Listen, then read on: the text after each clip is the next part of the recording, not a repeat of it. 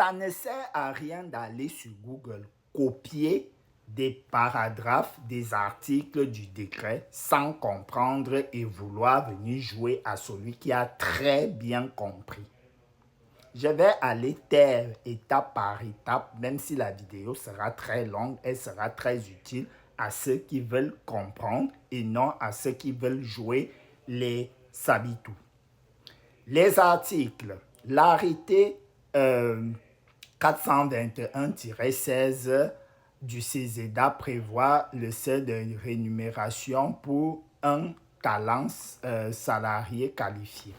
On va commencer par là. Nous allons commencer par là. Pourquoi? Parce que c'est là que ça va te donner mieux de choses. Je pense que c'est mentionné, passeport talent a été remplacé par talent. Et du coup, toujours dans la suite où on parle du salaire 1.5 parce que tu viens contredire les dires. Qu'est-ce que cela veut dire lorsqu'on dit 1.5? Ça veut dire brut 1800 euros. On prend encore la moitié de 1800 euros, on associe les deux, fois 12 mois, c'est ce que un étudiant sorti de l'école qui souhaite avoir un titre de séjour, talent, salarié qualifié doit actuellement avoir. Et c'est ce qui est venu remplacer le passeport talent.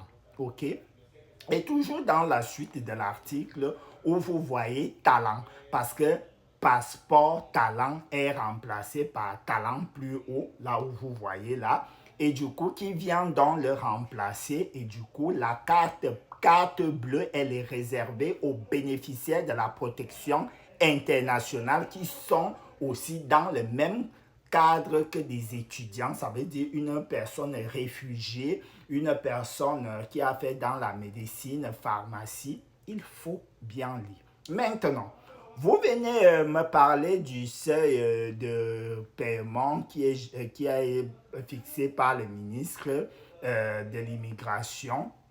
Celui-ci avait été fixé le 28 octobre 2016 et qui n'a pas évolué, qui prévoyait donc ce montant-là.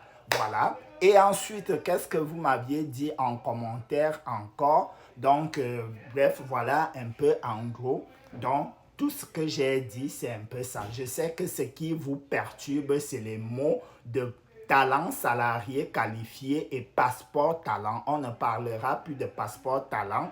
Et la carte bleue, c'est pour les bénéficiaires de protection internationale, soit qui ont obtenu la protection en France ou qui ont obtenu la protection dans un autre pays.